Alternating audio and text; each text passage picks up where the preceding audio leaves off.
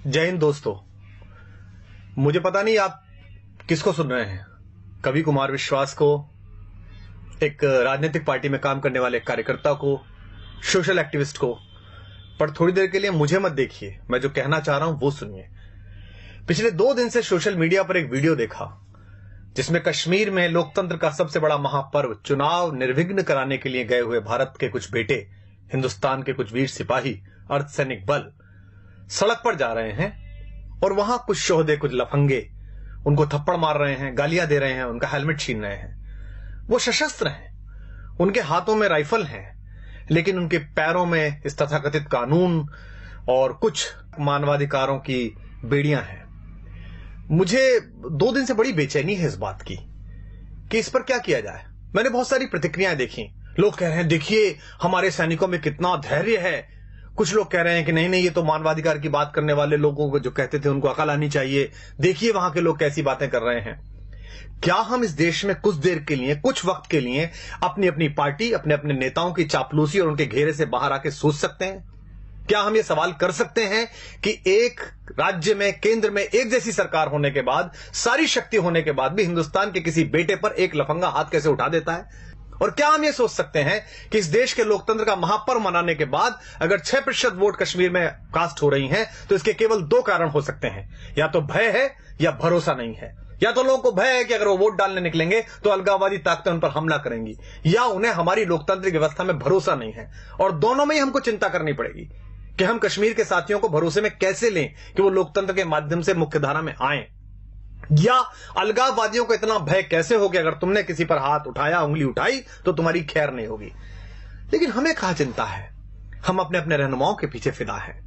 मोदी मोदी, अरविंद अरविंद, राहुल, हमारे पास चेहरे आते रहते हैं। Indira is India, India is Indira, Modi राज आ गया, योगी राज आ गया, AK राज आ गया, राहुल गांधी जीत गए।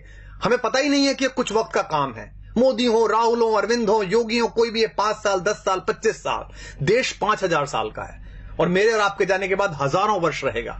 लेकिन सोच के देखिए कि आप कंधार से लेकर ब्रह्म प्रदेश तक थे, लेकिन हमारी इन्हीं चुप्पियों ने और हमारी अपनी अपनी रियासतों, अपने अपने राजाओं के प्रति इन्हीं निष्ठाओं ने इस देश के टुकड़े करा दिए और हम चुप बैठे रहे। और आज हम अपने पूर्वजों को कोसते रहते हैं कि उनके रहते कैसा कैसे बट गया, हमारे रहते हो रहा है। दुष्यंत का एक शेर है, रहनुमाओं की अदाओं पे फिदा है दुनिया, इस बहकती हुई दुनिया को संभालो यारो। प्रधानमंत्री मेरे भी हैं, गृहमंत्री मेरे भी हैं। सदन में बोलने से काम नहीं चलेगा, बाहर एक्शन करके दिखाना पड़ेगा। हमारा एक बेटा वहां जासूसी के आरोप में पकड़ लिया है, बाहर से उठा के ले आए, बंद कर लिया है। हम सदन में चिल्ला रहे हैं, हम सड़कों पे चिल्ला रहे हैं, हम फेसबुक पे आउटरीच दिखा रहे हैं पाकिस्तान के खिलाफ। हम अमेरिका की तरफ मुंह करके कह रहे हैं कि आप पाकिस्तान को आतंकवादी देश घोषित कर दीजिए। क्यों? आपने कर दिया, आप कर दीजिए। सबसे पहले बैठिए पार्लियामेंट में और कहिए कि पाकिस्तान आतंकवादी देश है, हम इससे बातचीत नहीं करेंगे। लेकिन आपने तो उसे मोस्ट फेवर्ड नेशन का बिजनेस स्टेटस दे रखा है। कलेजे पे हाथ रख के बताइए, आप में से कितने लोग हैं जो पाकिस्तान से प्याज नहीं आई तो भूखे मर जाएंगे? आप में से कितने लोग हैं कि अगर पाकिस्तान से कपास नहीं आया तो वो ठंड में मर जाएंगे? और मरते हैं तो मर जाएं हम महाराणा प्रताप की कहानियां पढ़कर बड़े हुए हैं, जहां लोगों ने घास की रोटी खाकर अपने स्वाभिमान, अपनी स्वतंत्रता, अपनी निजता की रक्षा की है। क्या हो जाएगा इन प्रतिबंधों से? अगर नहीं आएगी प्याज, नहीं आएगी वहां से कपास, तो क्या हो जाएगा? भारत के अभूतपूर्व राष्ट्रपति APJ अब्दुल कलाम साहब ने तय किया कि भारत की अस्मिता का प्रतीक एक बार परमाणु विस्फोट करके देखा जाए। पोखरण में परमाणु विस्फोट हुआ, पूरी दुनिया ने हम पर प्रतिबंध लगाए, इसी अमेरिका ने हम पर प्रतिबंध लगाए। राष्ट्रवाद के प्रबल समर्थक और राष्ट्र नायक पंडित अटल बिहारी वाजपेयी देश के प्रधानमंत्री थे। उन्होंने सदन के अंदर कहा, हम भूखे रह लेंगे लेकिन हम अपने आत्मसम्मान से समझौता नहीं करेंगे। क्या हो गया हमारा? लगा लिया इस अमेरिका ने प्रतिबंध। उसके बाद हाथ जोड़कर इसी भारत के बाजार के दरवाजे पर आना पड़ा ना अपना माल बेचने के लिए। 125 करोड़ हैं हम, पूरी दुनिया का फैसला कर सकते हैं। इनके बाजार बंद हो सकते हैं हमारे कारण, इनकी दुकानें बंद हो सकती हैं हमारे कारण। इसलिए तय करिए, इन प्रतिबंधों से डरना नहीं है, इनकी गीदड़ भभकियों से नहीं डरना है। ये 2-2 साल, 400-400 साल पहले आजादी लिए हुए देश, ढूंढे गए देश, अपने थोड़े से भौतिक बल के बल पर इस देश की आध्यात्मिक चेतना और इस देश की शक्ति को आंख दिखाते हैं। हम उस विवेकानंद के वंशज हैं जिन्होंने उस पराधीनता के समय पर भी शिकागो में जाकर दुनिया के धर्मों को यह बताया था कि हम लेडीज एंड जेंटलमैन वाले नहीं, भाइयों और बहनों वाले देश हैं। अयम निजः परो वेति गणना लघुचेत साम उदार चरिता नाम तु वसुधैव कुटुंबकम। इसलिए हम वसुधा को कुटुंब समझते हैं। लेकिन यह भी ध्यान रखिएगा, युद्ध की संभावना में जी रहे सब देश सुन लें, युद्ध भी है, बुद्ध भी है, जिसे चाहे उसे चुन लें। एक देश अगर आपकी तरफ इतने खतरनाक इरादे रखता है तो आपका व्यवहार समझ में नहीं आता, आप स्वधर्म में ही नहीं, आप तय ही नहीं कर पा रहे कि क्या करेंगे। इस देश को, लोगों को एक बार तय करना पड़ेगा कि हमारा स्टैंड क्या है। तो आप सबसे अनुरोध है कि ये जब कहा गया कि रहनुमाओं की अदाओं पे फिदा है दुनिया, इस बहकती हुई दुनिया को संभालो यारो, तो दुष्यंत ने इसी गजल में यह शेर भी कहा था कि कौन कहता है कि आकाश में सुराख नहीं हो सकता, एक पत्थर तो तबीयत से उछालो यारो। अगर आप राष्ट्रवाद का नाम लेकर लोगों का विश्वास मत हासिल करेंगे और उसके बाद राष्ट्रवाद के प्रबल प्रवर्तक बेटे वहां थप्पड़ से पीटे जाएंगे तो लोग आपसे सवाल करेंगे। अगर आप भ्रष्टाचार मुक्ति का पर्व लेकर दिल्ली में सरकार बनाएंगे और उसके बाद आप ही के लोग भ्रष्टाचार के घेरे में होंगे और आप मौन हो जाएंगे, उन्हें बचाने की कोशिश करेंगे, तो लोग आपसे सवाल पूछेंगे। क्योंकि सरकारें आनी जानी है, 5 साल 10 साल इन हवेलियों में, इन महलों में, इन 7 रेसकोर्स में, मुख्यमंत्री निवासों में आपकी अस्थियां नहीं गाड़ी जानी। ये देश याद रखता है फकीरों को, ये देश याद रखता है गांधी को, ये देश याद रखता है जयप्रकाश नारायण को। इसलिए आप सबसे अनुरोध है कि अपने अपने कोटरों से बाहर निकलिए, अपने अपने ब्रैकेट से बाहर निकलिए। संकट बहुत बड़ा है, इसे हम सामान्य समझ रहे हैं। आपके रहते, आपकी सरकार के रहते, हम सबके रहते कश्मीर में कोई भी हिंदुस्तान का झंडा चला देता है। हम किससे उम्मीद करें? कवियों से उम्मीद करें? हम पिछले 10 साल से कविता सुन रहे थे, आत्महत्या की चिता पर देखकर किसान को नींद कैसे आ जाती है देश के प्रधान को। पिछले 3 सालों में 30,000 अन्नदाता, 30,000 भूमि मां के बेटे किसान आत्महत्या कर चुके हैं। पिछली बार भी की थी, मनमोहन सिंह जी की सरकार थी तब भी की थी। इन आंकड़ों के खेल में क्या उलझना? हम जंतर मंतर पर बैठे थे, हमारे सामने भी एक किसान फांसी पर झूल गया था, हमें भी नींद आनी बंद हो गई थी। लेकिन क्या इस पर कोई करेक्टिव मेजर्स उठा सकता है? देश के बड़े बड़े सेठों के 50-50 हजार करोड़, 60-60 हजार करोड़ रुपए के कर्जे माफ कर दिए जाते हैं। कोई भी आदमी हिंदुस्तान का 20,000 करोड़ रुपए लेकर लंदन भाग जाता है पार्लियामेंट का मेंबर होते हुए, और हम चुप बैठे रहते हैं। और किसान अपने मृतक किसानों के नरमुंड लेकर जंतर मंतर पर बैठे रहते हैं और हम कहते हैं कि इस पर नहीं बोलेंगे चूंकि हमारे दल की अभी सरकार है। सरकारें किसी दल की नहीं होती, सरकारें देश की होती हैं। प्रधानमंत्री, मुख्यमंत्री, रक्षा मंत्री, गृह मंत्री ये किसी सरकार के हिस्से हैं, लेकिन ये देश के लोग हैं, ये किसी पार्टी का हिस्सा नहीं है। इसलिए दिल्ली के राज सिंहासन पर कोई भी बैठे, 5 वर्ष बैठे, 10 वर्ष बैठे, ईश्वर करे 20 वर्ष बैठे, जब तक ईश्वर उसे पास बुलाए तब तक वो वहां बैठे। लेकिन आम नागरिक होने के नाते इस पर सवाल उठाना शुरू करिए, अपनी अपनी राजनीतिक कैंचुलियों से बाहर निकलिए। अन्यथा इकबाल ने एक शेर कहा था, हमने उसे गंभीरता से नहीं लिया और आज हम भारत, पाकिस्तान, बांग्लादेश के 3 टुकड़े देखते हैं। इकबाल ने जब यह शेर कहा था तब बर्मा से लेकर कंधार तक सिर्फ हम थे, हिंदोस्ता थे, सिंध नदी के आर पार पूरा भारत था। इकबाल ने कहा था, वतन की फिक्र कर नादा, मुसीबत आने वाली है, तेरी बर्बादियों के मशवरे हैं आसमानों में, न संभलोगे तो मिट जाओगे हिंदुस्तान वालों, तुम्हारी दास्तां तक भी न होगी दास्तानों में। पिछली सरकार पाकिस्तान से बात करती थी तो हम सब लोग और विपक्ष के लोग कहते थे कि देखिए कैसी सरकार है, पाकिस्तान हमले कर रहा है, हम उससे बातचीत कर रहे हैं। बातचीत होनी चाहिए, लोकतंत्र में महत्व यही है कि आप बातचीत करते रहें। लेकिन अब कोई भी अचानक पाकिस्तान चला जाता है, लाशें आती रहती हैं, पठानकोट पे हमला होता है।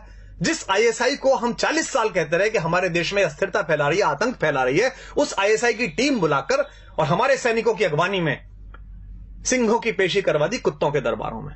वो पठानकोट में ढूंढने के लिए गए कि हत्याएं ठीक से हो गई कि नहीं हो गई, और उसके बाद उन्होंने जाकर कह दिया रावलपिंडी में कि वो आप ही ने खुद ने कर लिया होगा। हमारा स्टैंड क्या है? हम कहना क्या चाहते दुनिया से? ये देश के सारे कारपोरेट मिलकर एक कॉर्पस फंड नहीं बना सकते जिसमें एक फेंसिंग हो जाए, जिसमें हम उनसे संबंध नहीं रखें? क्या अगले 10 साल 20 साल हम ये भूल सकते हैं कि हमारे आसपास कोई पाकिस्तान नाम का राष्ट्र भी है? हम कभी क्रिकेट खेलते हैं, कभी नहीं खेलते हैं, कब गुलाम अली को सुनते हैं, कभी नहीं सुनते हैं। उधर से गजल आ जाती है तो हमारी राष्ट्रीयता प्रभावित हो जाती है। धर्मशाला में क्रिकेट खेलनी है उनके साथ और इससे पैसा मिलेगा बीसीसीआई को, इससे कुछ सेठों के धंधे चलेंगे, कुछ लोगों के चेहरे चमकेंगे, तो हम कहते हैं नहीं नहीं, खेल तो होता रहना चाहिए, ऐसे संबंध क्यों खत्म करें? तय करिए कि देश है कि धर्मशाला है, कोई भी कहीं से घुसेगा या नहीं घुसेगा। सरहद पार भारत के जाबाज सैनिक एक ऑपरेशन करके आते हैं, सर्जिकल स्ट्राइक, पूरे देश का सिर गर्व से तन जाता है। कुछ लोग उसमें भी राजनीति करना चाहते हैं, कुछ लोग पोस्टर लगाकर उसका श्रेय लेना चाहते हैं, कुछ लोग सरकार से वो श्रेय छीनना चाहते हैं। दोनों ही गलत है। उन सैनिकों को सलाम जिन्होंने बहादुरी के साथ भारत माता का मान ऊंचा किया और घर में घुस के उन आतंकवादियों को मारा। लेकिन उसी सेना का एक सिपाही हमसे शिकायत करता है देश से कि भाई आपके नेता आपके अफसरों की मिली भगत से मेरी दाल वो खा गए, मुझे हल्दी का पानी पीना पड़ रहा है, तो हम चुप हो जाते हैं। हमको लगता है नहीं अब चुप रहो, सरकार तो अपनी है। वो सिपाही किसका है, सरकार का कि भारत का? वो सिपाही भारतीय जनता पार्टी, आम आदमी पार्टी या कांग्रेस का नहीं है, वो हिंदुस्तान का सिपाही है। अगर आपने उसके हक में बोलना बंद कर दिया तो हिंदुस्तान की माएं अपने बेटों को सजा के सरहद पे भेजना बंद कर देंगी। आप नहीं जाते लड़ने, सैनिक जाता है। इस उंगली में एक पिन घुसा कर देखिए, उससे पता चलता है कितना दर्द होता है। वो सीने पर गोली खाने के लिए तैयार रहता है आपकी दृढ़ता के बल पर। एक सिपाही कहता है कि मुझसे काम कराए जा रहे हैं घरेलू, मेरे प्रति अत्याचार किया जाता है, तो वो गायब हो जाता है, मृत मिलता है और हम बोलते नहीं है इस पर। मुझे भी याद है, मैं बहुत छोटा था, डॉक्टर मुरली मनोहर जोशी देश के एक बहुत बड़े राष्ट्रवादी नेता, भारत के मानव संसाधन विकास मंत्री बने बाद में, एक प्रखर वक्ता, एक बड़े पढ़े लिखे व्यक्ति, वो लाल चौक पर तिरंगा फहराने के लिए गए थे। जो आज देश के प्रधानमंत्री है नरेंद्र भाई मोदी, वो उस यात्रा के संयोजक थे। हम बड़े खुश थे। हमारे यहाँ कविता लिखी बलबीर सिंह करुण ने, कुछ देशभक्ति के मंत्र वहां हमने जाकर बांचे तो हैं, हम देशद्रोह के विषधर के फन पर चढ़कर नाचे तो हैं, आतंकवाद के अंधड़ को आगे बढ़ ललकारा तो है, धीमा ही सही तमाचा पर उसके मुंह पर मारा तो है, लो हमने जिद पूरी कर दी उस लाल चौक तक जाने की, अगली बारी रावलपिंडी पर यह झंडा फहराने की। हमने कविताएं पढ़ी, तालियां बजाई, मुझे अब भी रोमांच हो रहा है। बहुत अच्छा लगता है जब प्रधानमंत्री दिवाली की छुट्टियों पर सियाचिन जाते हैं, उन सैनिकों को बताने के लिए जाते हैं कि आप मेरे घर के मेंबर हैं। क्या हम में से ऐसा कोई नहीं कर सकता? क्या देश के प्रधानमंत्री, रक्षा मंत्री, देश के गृह मंत्री, मैं साथ चलने के लिए तैयार हूं, आप सब साथ चलने के लिए तैयार हैं। वो पूरे कश्मीर को अपने साथ लें और कश्मीर के लोगों से कहा आइए इस बार का 15 अगस्त लाल किले पर ध्वजारोहण के बाद 2 बजे ध्वजारोहण लाल चौक पर होगा। इतना बड़ा झंडा लगाएंगे हम कि उसकी छाया और उसकी फैर फैर पाकिस्तान तक दिखाई देगी। लेकिन हम बोलते नहीं हैं। लेकिन मैं बोलूंगा और आपको भी बोलना पड़ेगा, क्योंकि स्वर लय ताल छीन लो चाहे, प्राणों से भैरव गाएंगे। हम भी अगर नहीं बोले तो खुद को क्या मुंह दिखलाएंगे? अपनी संततियों के लिए, अपने समय के लिए और अपने देश के लिए खुद को तैयार करिए। अन्यथा ध्यान रखिएगा, जो देश, जो समाज अपने वर्तमान की समीक्षा नहीं करता, उसे इतिहास तो आदर देता ही नहीं है, भविष्य भी उसके लिए रास्ता देने से इंकार कर देता है। तो आप सबसे अनुरोध है, यह कष्ट साझा है, मेरा भी है, आपका भी है, क्योंकि न तेरा है न मेरा है, यह हिंदुस्तान सबका है। नहीं समझी गई ये बात तो नुकसान सबका है। मुझे आशा है कि युग के इस छोटे से चारण की, युग के इस छोटे से चंद्रबरदाई की आवाज इन नवीन पृथ्वीराजों के कान तक पहुंचेगी, इन चंद्रगुप्तों के कान तक पहुंचेगी, चाहे वो दिल्ली के छोटे सिंहासन पर हो या दिल्ली के बड़े सिंहासन पर हो। और आशा है कि अपने सामान्य से नागरिक, एक सामान्य से कवि, एक सामान्य से कार्यकर्ता की बात सुनकर वो इस देश के बारे में गंभीरता से वही सोचेंगे जो ये देश सोचता है। अगर आपको ये बात ठीक लगी हो तो इसे दूसरों तक पहुंचाइए। इस आवाज को इतनी बड़ी बनाइए कि इस देश की सरकारों को, इस देश में पॉलिसी तय करने वालों को, इस देश की गति नियति की दिशाएं तय करने वाले उन सब लोगों के कानों तक, उनकी आंखों तक यह आवाज पहुंच सके। जय हिंद, जय भारत, वंदे मातरम।